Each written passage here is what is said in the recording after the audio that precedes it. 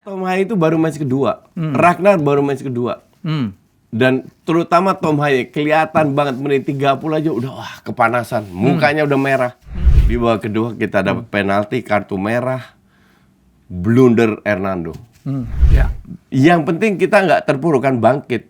Jadi kalah dengan cara seperti ini itu menyakitkan. Tapi di sisi lain kita menunjukkan bahwa ya kita bisa ngelawan loh. Tim yang rank 50, Ternyata 60 ya. kita Iya. bisa ngelawan loh.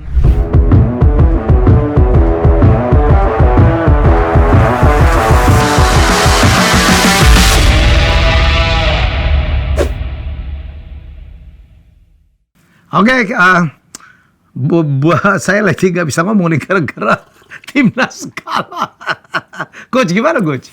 Ya gue sih kecewa ya karena Ya. kita itu nggak perlu kalah. Sebenarnya Sama sekali Gue sih nggak perlu. nonton, nggak sempat nonton. Sama, Gue di jalan. sama sekali nggak perlu. Cuman yang agak gue sedikit sayangkan, kita mainnya jam 4. Oke. Sintayong bilang mereka nggak suka kalau main siang itu. Arab-Arab itu. Ya, itu betul. Itu karena waktu gue di Iran, gue di Dubai, itu mereka itu aktivitasnya semua jam 6 ke atas lah. Oke. Itu betul. Cuman mungkin dia lupa. Mayoritas pemain kita itu dari Eropa semua. Sama aja dong berarti. Sama aja. Handicapnya ya. Iya. Dan itu kelihatan banget.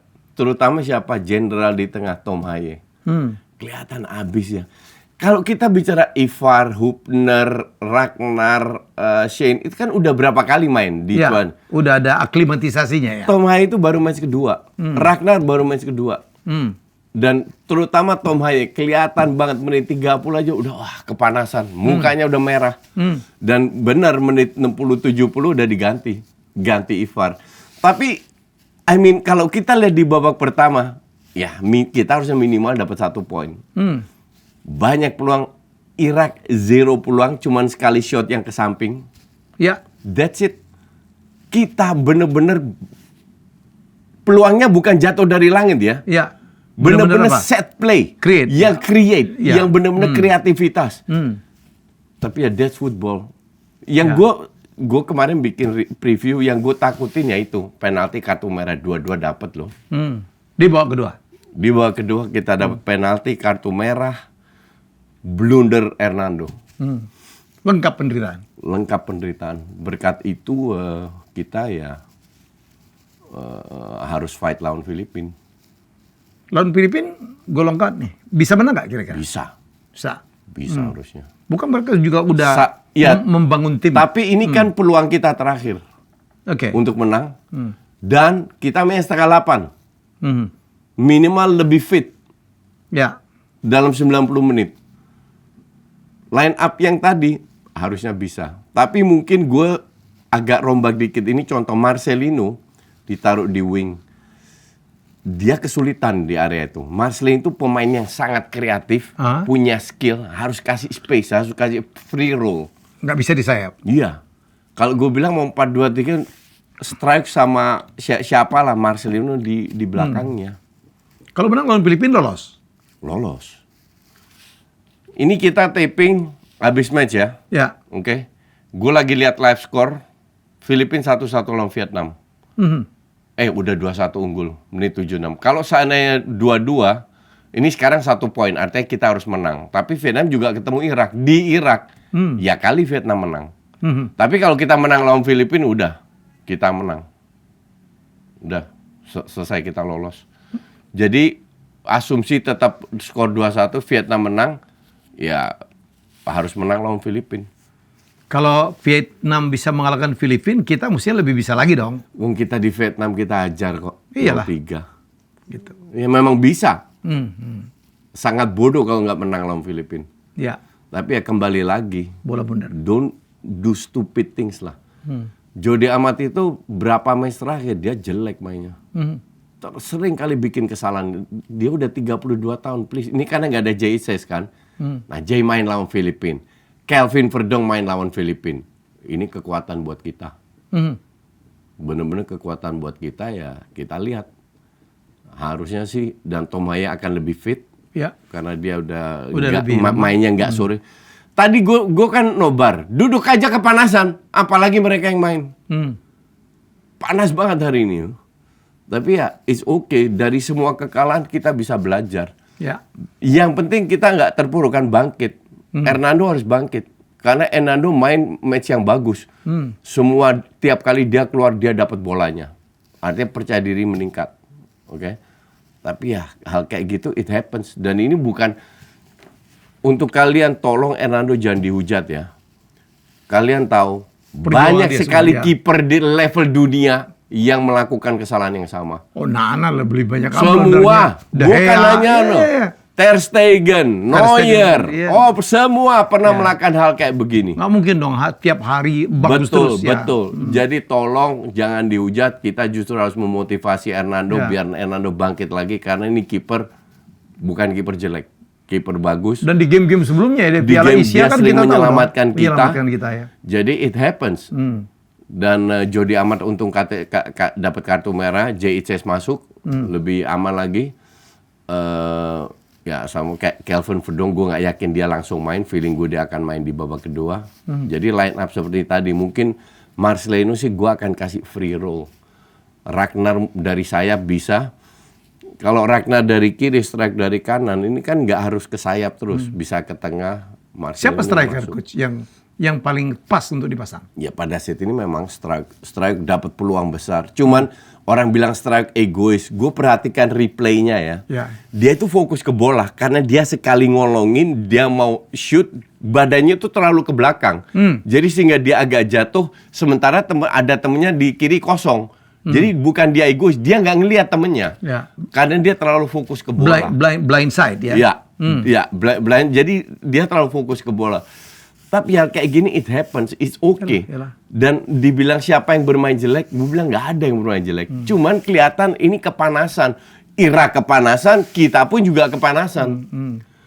Itu jadi asli nggak. Terus kedua, rumputnya itu kayaknya terlalu tinggi. Jadi bola itu cepat banget matinya. Berapa kali kepotong, bukan kita, Irak pun juga passing kepotong. Karena rumputnya kayaknya terlalu tinggi, itu harus dipotong lagi biar lebih cepat lagi bergulirnya. Ya semoga ya, gue ngelihatnya kalau di Eropa kayak rumputnya itu pendek-pendek. Terus sebelum main sejam dibasahin kan. Biar bolanya cepat. Tadi itu mandek. Passing berapa kali. Gue ngerti.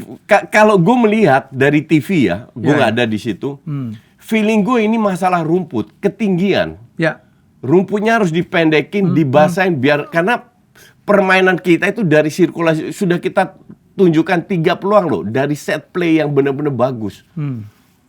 Tapi ya ini juga Irak yang udah lolos. Jadi ini lawannya bukan peringkatnya jauh di atas kita 56. Oke, kita 130-an. Iya. Jadi kalah dengan cara seperti ini itu menyakitkan.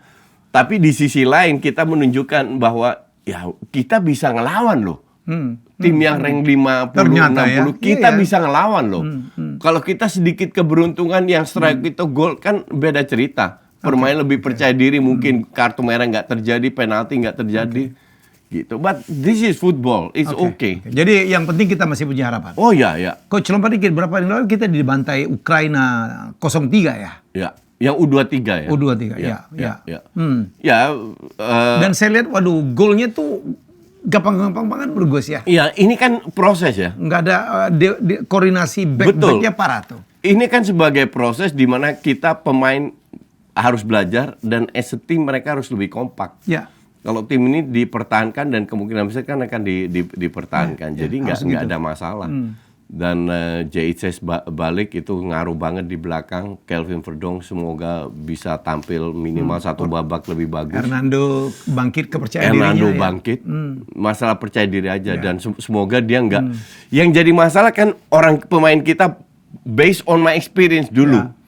Kalau pemain gue dulu di timnas futsal bikin blunder, mereka itu sering terpuruk. Mereka bikin gue udahlah. Saya pikir itu pentingnya pelatih ya. Pentingnya pelatih, iya. Ini udah lewat. Masih ada 1 match lagi. Forget it. Belajar dari situ, lain kali jangan terlalu ambil risiko. Bola kayak gitu buang aja. Dan harus bangkit lagi. Apalagi lawannya Filipina yang kita tahu berkali-kali kita kalahkan, Coach. Iya. Dan pokoknya semua harus bangkit. Dan Filipina itu bukan juga negara sepak bola ya? Iya, betul. Ya. Walaupun mereka punya 8 naturalisasi, is oke lah. Nggak ada masalah. Itu juga levelnya juga level 4-5 tier Eropa. Jadi untuk gue sih, ya is oke-oke aja. I mean, ya Vietnam bisa menang di kandang, kita bisa ngalahin Vietnam di kandang 0-3 dan bermain bagus, ya bisa aja, bisa banget. Lawan Filipina di Jakarta? Di Jakarta, di GBK, dan 7:30 mainnya, bukan jam 4. Udah, jangan main jam 4 lagi lah. Kan mayoritas pemain kita dari Eropa ya. Kalau mayoritas Liga 1 masih oke. Mayoritas dari Eropa semua, cuman yang main di Liga 1 cuma Hernando sama Rizky Ridho. Marcelino pun udah lama main di Eropa juga kan. Arhan Asnawi juga di luar. Ya, is oke lah kok bilang. Match kayak gini ini bisa terjadi, yang penting kita belajar dari kesalahan-kesalahan, terutama di babak kedua, individual. Jordi Amat harus belajar, Hernando harus belajar, dan biar nggak terulang lagi lawan Filipina, we can win this game. Ya, tetap semangat ya timnas. Lucunya kemarin dibahas di DPR tuh coach, tentang Gini, gue bikin IG kan, gue bilang jangan 60%, dan gue pernah diskusi sama Pak Pandan Nababan di Kompas TV. Pandan itu putra? Putra, sorry. Pandan itu bapaknya. Ya, Pandan itu bapaknya. Putra Nababan, dan dia bener-bener, ya dia punya pendapat sendiri, gue punya pendapat sendiri. Di situ kita diskusinya seru kok, nggak ada baperan dan nggak apa-apa ya kan? Iya, nggak apa-apa. Nah, gue bilang jangan 60%, 100% pun gue setuju, asal kualitas mereka lebih baik daripada yang diaspora. Ya kan enggak. Sampai kapan nih kita nggak tahu. Dari yang lokal. Dari yang lokal, iya kan? Iya. Nah, sekarang tinggal lokal harus diangkatkan dulu biar levelnya selevel. Biar level kualitas yang lokal selevel sama diaspora. Kapan ya nggak tahu, pelatih yang tahu. Iya. Gitu aja. Gue bilang pendapat kayak gitu ya itu hak dia lah. Cuman hak gue untuk mengkoreksi. Dia nggak pernah tahu ya ada timnas Prancis dulu hitam semua coach. Iya. Ada yang nggak bisa juara dunia, nggak bisa lagu bahasa Indonesia, Christian Karembu segala macam ya. Let me tell you something ya. Berapa 10-15 tahun yang lalu ada pemain Maroko yang namanya El Ahmadi. Lahir di Belanda. Dia ke Maroko, nggak bisa komunikasi. Karena orang tuanya itulah mayoritas Maroko yang di Belanda itu dari pegunungan, dari suku Berber. Mereka nggak bahasa Arab. Sementara kumpul di timnas bahasa Arab. Jadi nggak tahu komunikasinya gimana. Pakai bahasa Inggris. Dan kemarin tim Maroko yang Piala Dunia nggak ada satu yang lahir di Maroko. Sampai kipernya lahir di Kanada. So it's not an issue then.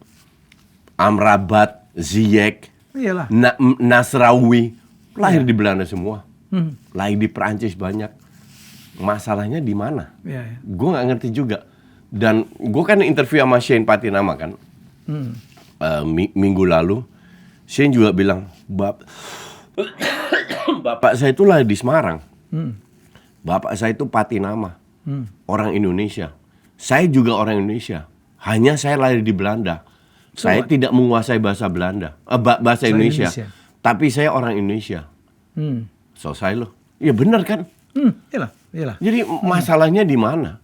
Nggak ngerti juga gue orang-orang kayak punya pemikiran kayak begitu. Iya, menurut gue sih itu bukan dikotomi lah yang perlu kita itukan ya. Betul. Iyalah. Main Belanda aja sekarang banyak dari Suriname, dari dulu lah. Banyak dari dulu itu. Dari dulu. Ruud Gullit, dia semua ya. Yang membuat Belanda ngetop kan juga ya Patrick Kluivert, Seedorf, Davids, Bogarde, Reiziger, levelnya Rijkaard, Gullit. Kan banyak banget. Kita flashback lagi Simon Tamata, Culaling, ya. Kan banyak banget gitu loh. Dan lama-lama ya yang terbaik harus main. Lu punya paspor Belanda, lu orang Belanda titik. Di Indonesia lu punya paspor Indonesia, lu orang mau namanya Marek Klok lah, Greg Nkolo lah. Itu orang Indonesia. Sekarang orang Indonesia. Iya kan? Jadi Jadi ini mestinya lecutan bagi pemain-pemain Indonesia asli nih. Oh iya. untuk mengejar. Ya. Inilah pentingnya gitu. Dan mereka sudah lakukan. Pemain kayak Asnawi, kayak Arhan, Rizky Ridho, Witan itu kan sudah mendekati. Iya. Marcelino, apalagi Marcelino selalu starter. Itu kan sudah mendekati. Jadi which is good.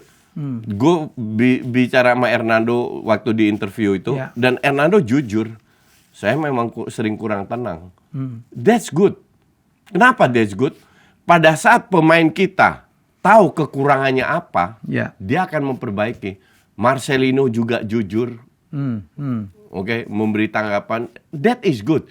Yang cilaka kan kalau kita bikin kesalahan, kita nggak sadar kalau kita salah. Dan nggak mau salah. Dan nyalain orang. Dan nyalain orang, betul. That's attitude. Itu kan attitude. These guys punya attitude yang luar biasa, sangat profesional. Hernando maupun Marcelino maupun Shane.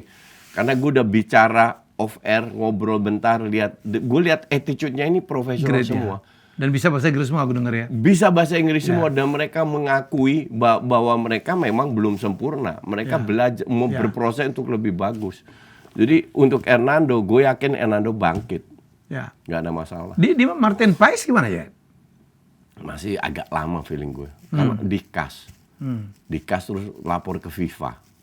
Itu kan proses administrasi, tahu sendiri ya, birokrat mereka kayak apa. Tapi akan semoga secepatnya lah. Semoga kalau kita lolos ini kan kita September main lagi. Martin Paes sudah bisa ikut. Coach, kita jumping ke akhirnya Mbappe landing di Real Madrid ya. Ya ini kan udah berita lama sebenarnya. Ya sebenarnya. Nggak, gue bayangin aja bahwa gila ya Madrid. Juara UCL, sekarang 4 di depannya mengerikan. Salah satu kehebatan Madrid yaitu scoutingnya. Jadi beli pemain yang benar-benar bisa dipakai semua. Dan dengan nama besarnya semua orang kepengen main di Madrid. Cuman kita juga tahu zamannya Los Galacticos nggak menang Champions League juga. Justru gue bilang nanti Mbappe main di mana? Kita semua tahu bahwa Mbappe bagusnya justru dari kiri di posisinya Vini. Nah Vini mau dikemanain? Ke kanan, nyaman nggak dia? Nyaman udah ada Rodrigo, Terus Kroos pensiun, itu ngaruh banget. Modric nggak bisa 90 menit main. Karena usia. Harus beli pemain kreatif yang bisa suplai ke mereka. Hampir nggak ada stok aja. Nggak ada. Yang levelnya Kroos, levelnya Modric, levelnya Kevin De Bruyne mana ada? Odegaard doang. Odegaard pasti stay di Arsenal ya. Pasti stay. Kecuali Madrid mau bayar Odegaard 200 juta baru mungkin dilepas. Kevin De Bruyne? Nggak karap Kevin De Bruyne. Nyari duit orangnya. Udah tua juga. Dia bilang, dia udah 32 tahun loh. Dia bilang, gue 15 tahun main bola di Eropa, nggak dapat seperti yang gue 2 tahun main di Arab. Nggak sebanyak itu. Kan gila. Arab tahu sendiri. Duitnya ada di kebun, tinggal petik. Mungkinkah Bruno, Coach? Karena Bruno kayaknya sangat mungkin. Agak gelisah ya. Begitu ada rap klip buat 5 aturan itu, ya kan? Bruno itu pemain yang cocok untuk ke Madrid. Betul. Bruno dia punya passing. Udah shopping. Kita masih ingat 2 tahun pertama Bruno. Itu Edan itu. Benar-benar Edan. 56 goal involvement. Bukan golnya, involvement. Passing Edan. Ini yang dibuat pemain kayak Bruno, kayak Odegaard, kayak Kevin De Bruyne. Tapi apakah mereka beli? Kita lihat. Jadi kalau seandainya mereka main counter, menang itu Rodri, Vini sama Mbappe sama Bellingham. Tapi kalau ketemu tim yang lebih bertahan, kesulitan. Karena nggak ada yang ngalirin ya. Nggak ada yang supply. Sama kayak kita Haaland, nggak ada Kevin De Bruyne supply, kesulitan. Tapi tetap top score.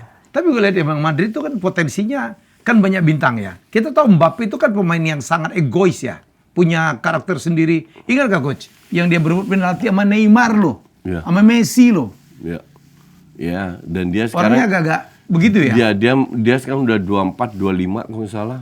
Atau bahkan 26 mungkin. Karena dia 7 tahun main di PSG. Jadi kayaknya mungkin 26-an, 25, 26. Dia merasa dirinya udah bintang. Udah bintang lah. Tapi jangan salah sangka, Vinicius itu the best winger. Kalau gue bilang dari sisi kontribusi Mbappe kontribusinya nggak sebesar Vinicius. Malah Vinicius calon pemenang Ballon d'Or ya. Kalau gue pribadi sih gue akan kasih ke Kroos. Kroos justru. Sebagai ada terakhir apresiasi. Apresiasi terakhir. Tapi ya rata-rata kan pemenang Ballon d'Or itu penyerang.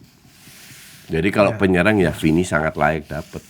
Tapi gue bilang ya kita appreciate Kroos. Kroos itu pemain yang sangat diremehkan. Iya. Tapi perannya gila. Makanya yang starter bukan Modric, Kroos selalu kan kaptennya. Menit 70 Kroos ditarik, Modric masuk. Modric main 90 menit nggak bakal Udah bisa. nggak kuat lagi. Nggak kuat. Paling satu babak maksimal. Udah 38 dong. 38 atau mau 39. Dan nggak mau kemana-mana. Modric hebat ya. Jadi kita lihat aja. Kalau dibilang ngeri ya ngeri. Tapi ya ini Real Madrid. Kita udah sering bertahun-tahun. Regenerasi kita udah dari dulu kita ngelihatnya Madrid ngeri. Tapi nggak selalu berhasil juga. Sekarang masalahnya Madrid lolos juara tahun lalu kan mereka nggak juara. Ya. Kok bisa lu nggak juara loh? Dengan tim sedahsyat itu masih ada Benzema dan lain-lain, ya kan? Ya jadi nggak selalu itu juga.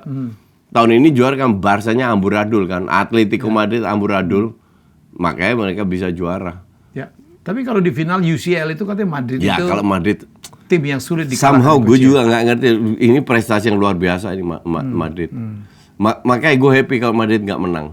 Karena langka, mereka lebih sering menang daripada nggak menang. Barca yang jauh turun coach ya. Turun. Dengan adanya Hansi Flick menurut lo gimana? Harusnya lebih bagus.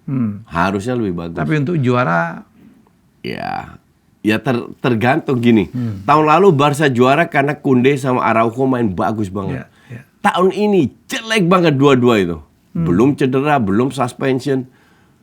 Tapi ya, Tapi menurut gue sih pelatihnya nggak meyakinkan menurut gue sih. Emang. Xavi Hernandez. Iya. Nah, terlalu apa gitu ya? Enggak, untuk memegang Barca. strateginya juga terlalu oportunis. Nah, kalau dia bisa terapkan strategi yang di Munchen jadi meningkatkan intensitas, artinya fisiknya ditingkatkan, sangat bisa.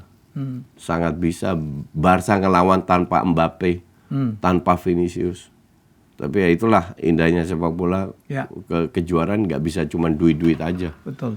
Tapi bagaimana kan Barca dengan persoalan financial fair play-nya kan sulit coach ya. Harusnya untuk build the team. Ya harusnya itu mungkin berapa tahun ke depan itu udah sebenarnya utang nggak masalah. Ya. Selama kita bisa cicil dalam bisnis pun begitu.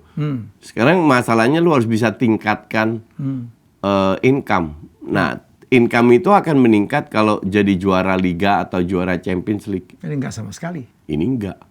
That's Dan the problem. mereka kan udah menjual sebagian sahamnya untuk revenue streaming ya. Tapi beruntung mereka jersey. betul. Tapi beruntung mereka dapat signing fee dari Nike. Jadi Nike perpanjang 10 tahun dapat 1,2 miliar per tahun sekitar 100-an tambah signing fee 100-an jadi 200. Jadi nggak nutup kemungkinan juga antara ada yang dijual dapat extra income mungkin Araujo. De Jong nggak yakin sih gue bilang. Araujo mungkin masih make sense kalau Araujo karena sekarang ada Pau Cubarsí sama Inigo Martinez kan. Dan La Liga akan mencabut ban financialnya ke Barca. Jadi lebih leluasa lah, tapi tetap utang itu harus dicicil. Selama ada income nggak masalah. Nah mungkin pemain kayak Frenkie de Jong ini kalau bisa di offload gajinya kan gede, 600-an loh gaji ya. Kalau dia seminggu? Iya. Udah gila.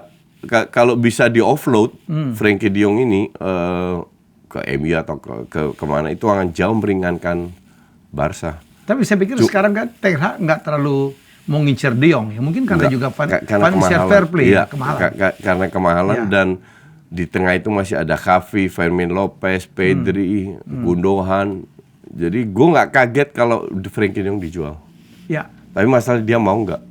Kalau mau kayaknya udah pernah mau, cuman masalahnya siapa yang mau ambil? Iya, nggak dengan gaji setinggi itu ya. Ya Arab.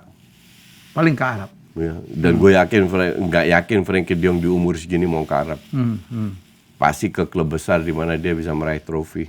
Iya, apalagi alasan dia waktu itu menolak MU karena istrinya nyaman banget tinggal di Barcelona. Waktu itu pacar yang sekarang udah jadi istri. Ya betul. Itu pasukan suami takut istri itu Frenkie de Jong. Oke, Coach. Mourinho akhirnya ke Fenerbahce. Declining ya. Declining. Bener-bener declining. Roma. Iya. dari MU terus ke Spurs kan. Ya. Spurs terus ke Sebelumnya Chelsea ya. ya dulu Chelsea masih oke kan. Spurs terus ke siapa namanya? Inter. Roma. Roma. Terus sekarang ke Fenerbahce. Jadi karirnya menurun terus dan dipecat semua. Di MU dipecat, di Spurs dipecat, Roma dipecat. Kan kita lihat orang bilang, oh ya, kan gue selalu bilang Mourinho ini miskin taktik kan. Iya. Ternyata ya. Loh, terbukti kan pada saat dia dipecat mendadak Roma dengan pemain yang sama loh. Iya. Menang. Kalah lawan Dengan pelatih yang kalah ngetop kalah dia. jam terbang. Iya. Cuman kalah lawan Inter, terakhir kalah lawan Empoli. Tapi artinya menang. Kenapa di bawah Mourinho nggak bisa? Iya. Ya itu kan cuman personal brandingnya aja dia bagus. Ke Fenerbahce juga gajinya kecil, nggak gede. Itu gue tahu. Terus pelatih mana yang mengiming-imingkan diri untuk balik ke MU gitu ya? Iya. Menurut gue sih udah memalukan tuh. Nggak ada. Ini udah selesai pelatih ini. Walaupun dibilang katanya pemilik klub mengatakan lu mau ambil pemain siapa aja silakan. Tapi siapa yang mau ke Fenerbahce? Nggak mungkin itu. Mereka kena financial fair play-nya UEFA juga, nggak mungkin. Ya pemain siapa itu ya yang levelnya Lukaku kayak gitu lah. Iya kalau mau. Iya kalau mau. Tapi dia bilang gue nggak akan ambil pemain AS Roma. Dia bilang gitu. Karena dia kecewa sama Roma kan. Jadi dia merasa nggak didukung sama pemainnya, sama pemain dikasih cincin dicopot kan nggak dipakai lagi. Waktu ulang tahun atau perpisahan atau apalah. Ya. Jadi ya, untuk gue sih agak baperan. Tapi ya sudah. Ya namanya pelatih itu anytime lu bisa dipecat. Apalagi kalau tidak perform. Perform aja kadang-kadang dipecat ya? Iya. Ini nggak perform. Dan berapa tahun di Roma, bukan setahun aja kan? Iya. Emang lu nggak perform, emang layak dipecat. Dapat juara apa? Juara conference ya? Iya. Ya. Ya conference atau WL, lupa. Ya pokoknya di level 3-nya Eropa lah. Liga Lemon lah. Liga Lemon atau Liga Duku. Mourinho. Oke coach, kita ke tahun ini katakan sebagai tahun terakhirnya Ronaldo ya. Nggak tahu gue. Udah ya, berita begitu. Oh, iya. Dia dengan usianya udah 39 tahun. Iya ya. sih. Ya, untuk panggung internasional. Ya, mungkin dia udah tahu diri juga ya. Kalau internasional gue rasa iya. Ya. Tapi ya gue rasa ya 2 tahun lagi 41 tahun ya udah nggak make sense lah. Lu udah di Arab aja cari duit lah. Ya. Dan nggak menang apa-apa, nggak pernah menang apa-apa sama Al Nassr. Ya, Al Nassr. Makanya katanya tahun ini agak mau ngamuk tuh. Mau Eropa enggak, Ya. itu enggak. Al Nassr katanya mau ngambil Fernandes, mau ngambil berapa pemain. Ya ambil aja, belum tentu juara juga. Tapi ya gue rasa dia udah waktunya lah. Dan prestasinya udah hebat Udah banget. semua yang dia mau raih dia dapatkan triple. Ya. Jadi mau apa lagi? Tetap top scorer loh coach. Ya mungkin, I don't know. Iya. Gue nggak begitu ngikutin. Bukannya- Tapi udah selesai lah masa-masanya dia. Oke. Dia itu terakhir dapat trofi itu tahun berapa? Udah lama banget tuh. Terakhir mungkin di Madrid kali ya, Champions League. Iya. Coach, kita ke MU ya. Ten Hag kayaknya menurut gue firasat gue dipertahankan ya. Ya pertahankan. Gue juga bilang ya. Udah nggak diumumuin pemecatan dia ya. Iya, dan ya nggak ada alasan juga. Duit lu pas-pasan, lu mau ambil pemain muda, pelatihnya udah oke dengan pemainnya, paling buang sebagian. Nggak mungkin dibilang 70-80%, sebagian aja lah. Karena memang nggak ada mau beli juga. Ya. Terus datang pemain muda yang pemain nggak boleh di atas 25. Cuman untuk gue sih kebijakan agak aneh ya. Ya. Jadi kalau dia mau striker, dia nggak boleh kasih nama. Asumsi dia butuh striker kan, yang muda, cuma yang bagus. ngasih posisi aja. Iya. Ya kan lucu, kalau kita nggak cocok dengan nama itu gimana? Kan pelatih harus cocok-cocokkan dengan pemain. Untuk gue sih agak aneh. Gue bilang justru kalau gue jadi tayang mending cabut. Karena ini kan bisa praktis kemana-mana lah. Ya. Dan Fernandes itu udah jelas banget ya. Kayaknya dia ragu. Kan dia ngejar juara ya kan? Ya. Loh kalau udah dibatasin nggak boleh ada tambahan pemain-pemain. Iya. Kita nyebutnya apa ya? Pemain-pemain franchise player gitu bro. Sulit lah. Ya. Marquee signing. Iya, marquee signing. Sulit lah. Nggak, iya pemain muda semua. Jadi ya fans MU siap-siap aja sering masuk gua loh. Iyalah. Sering dibully sama fans Arsenal loh. Tapi ada trofi. Arsenal itu dapat hikmahnya. Trofi Ciki oke lah. Lumayan lah. Daripada Arsenal cuma dapat hikmahnya doang. Orang dapat trofi, Yang bro. pelatih emang harus dipecat itu Arteta. Cuman ya dia nggak akan kemana-mana. Ya. Dan berapa pemain MU udah pasti tidak diperpanjang ya, dan out ya. Tidak di ini juga. Siapa aja bro? Varane, Mas Rizal, Varane. Iya, dan apa ini Martial udah habis ya, Mas Rizal. Kemudian ada berapa pemain-pemain lagi nih? Ya. Casemiro mungkin ya masih punya value 1 tahun nih. Coach. Evans. Ya. Terus Evans katanya mau dipertahankan. masa sih? Iya. Untuk kan perlu pemain senior juga kan murah coach. Yang cadangan. Iya untuk cadangan. Dia selalu cadangan dong. Iya. Amrabat kayaknya mungkin akan Nah dipertahankan. kalau gue sih Amrabat gue Amrabat ya. 20 juta doang. Iya. Erikson aja gue pikir sih Habis. habis. Tapi kalau untuk pelapis-pelapis aja boleh lah. Untuk pelapis. Kan murah juga. Iya. Yang penting kalau untuk pelapis harus murah. Yang dijual nih coach ini mahal semua nih. Varane habis, Casemiro habis. McTominay kalau gue bilang juga Casemiro jual. tuh termahal tuh. Iya. Casemiro termahal. Kalau gue bilang McTominay juga jual, nggak ada gunanya. Jadon Sancho nggak jelas. Sancho jual. Ya jual lah. Greenwood jual. Greenwood. Ya. Ya. Nggak, untuk Greenwood pribadi lebih baik dia main di luar, nggak di Inggris. Karena direcokin terus kalau di Inggris. Iya, karena masalahnya itu ternyata Masa yang dulu. orang Inggris ini kan tidak pemaaf ya untuk yang begitu ya. Nggak, kalau soal gituan no excuse loh. Iya. Bener-bener sampai Kan orang yang dia zolimin aja. dinikahin udah punya anak. Gitu. Iya, nggak make sense tapi ya Inggris ya gitulah. Ya, prinsip banget. Ya, jadi ya kita lihat MU yang baru seperti apa. Ya. Dengan pemain muda-muda, terus mainnya seperti apa dan sekarang kredit kalau dia dipertahankan kredit Ten Hag itu udah kecil. Ya. Kalau dia tetap main jelek, Desember dipecat. Sementara pemain yang boleh direkrut tuh yang harganya 50-an. Ya nggak sampai 40, 20, 30, 40 mungkin satu you pemain expect? 50. Tapi ya striker mana yang 50 yang bagus? Olise kali ya. Enggak juga. Si Crystal Palace mah gila jual pemain. Iya. 50 ke atas semua. Mhm. Tapi ya, we'll see. Mereka butuh home ground juga kan.